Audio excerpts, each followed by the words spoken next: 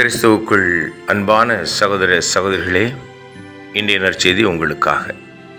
இன்று புனித அன்னை மரியாள் திருச்சபையின் தாய் என்ற திருவிழாவை தாய் திருச்சபை கொண்டாடுகின்றது.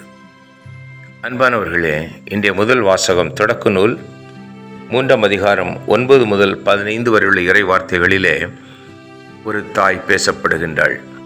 உலகின் முதல் தாய் ஏவாள். அவளின் கீழ்ப்படியாமையினால், ஆண்டவரின் அன்பின் கட்டளைக்கு கீழ்ப்படியாததினால் இந்த உலகிலே பாவம் வந்தது.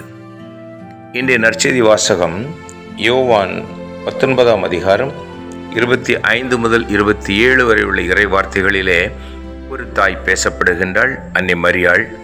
இந்த அன்னை மரியாள் கடவுளின் கட்டளைக்கு முற்றிலுமாக கீழ்ப்படிந்து இதோ உமது அடிமை என்று ஒப்புக் கொடுத்த கீழ்ப்படிதலின் நிமித்தம் இந்த உலகிற்கு மீட்பு வந்தது. அன்பானவர்களே, ஒரு தாய் யார்?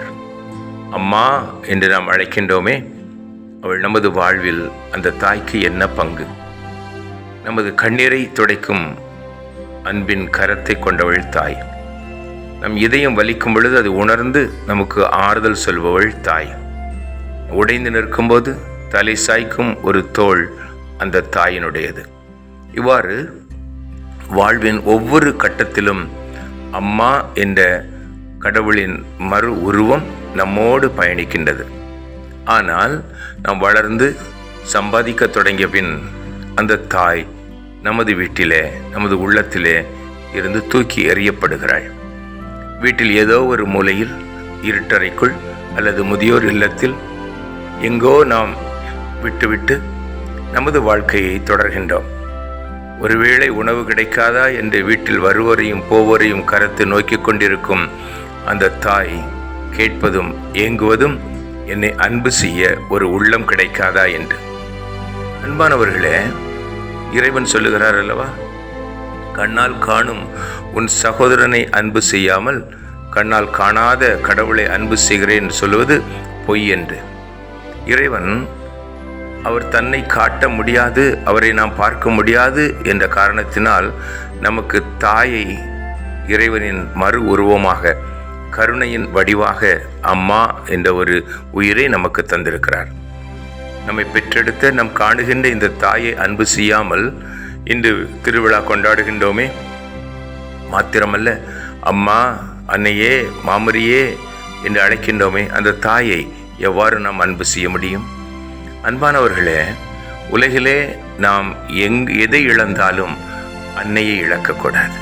நாம் எது கிடைக்கிறதோ கிடைக்கவில்லையோ, ஆனால் தாயின் பாசம் நமக்கு கிடைக்கிறதென்றால் அது கடவுளின் பெரிய ஆசீர்வாதம்.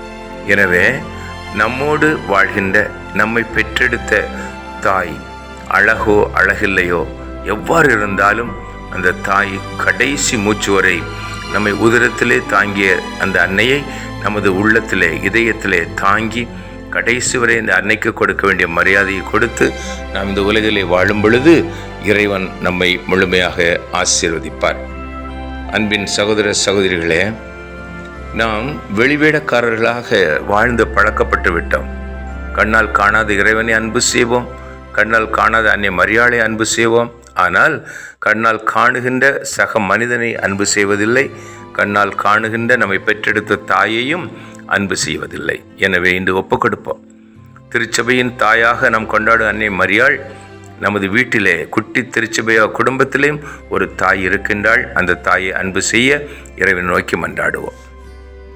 ஜெபிப்போமா. தந்தை, மகன், தூய ஆவியாகிய அன்பின் இறைவா, உமது திருமகன் இயேசுவை எங்களுக்கு இந்த உலகிலே மீட்பராக தர தெரிந்தெடுத்த உமது அன்பின் மகள் தேவ அன்னையை நாங்கள் வணங்குகின்றோம். திருச்சபையின் தாயாக நாங்கள் போற்றி புகழ்கின்றோம். அந்த அன்னை எங்களுக்கு பரிந்து பேசி பெற்றுத்தருகின்ற ஆசிரியர்களுக்காக நன்றி செலுத்துகின்றோம். அன்பின் நிறைவா, உமது அன்பின் உருவாக, கருணையின் வடிவாக எங்களை பெற்றெடுத்த தாயை நாங்கள் கடைசி வரை அன்பு செய்யவும், 10 கட்டளைகளிலே நீர் குறிப்பிட்டது போல பெற்றோரை, தாயையும் தந்தையையும் நீ சங்கித்திருப்பாயாக, கனம் பண்ணுவாயாக என்று சொன்னீரே, அந்த கட்டளை நாங்கள் முழுமையாக நிறைவேற்ற ஆவியின் வரத்தை தர வேண்டும் என்று அன்னை மரியாளோடு சேர்ந்து துதித்து ஒப்புக் கொடுக்கிறோம். நல்ல தகப்பனே, ஆமேன். அன்பானவர்களே, இந்த நாளை தாய் அன்னை திருச்சபையின் தாயான அன்னை மரியாளை நாம் பெருமைப்படுத்துவதோடு நமது வீட்டில் இருக்கும் நம்மை பெற்றெடுத்த தாயை அன்பு செய்வோம், ஆதரிப்போம். இந்த நாளையும் இனிய நாளாக்குவோம். ஆமென்.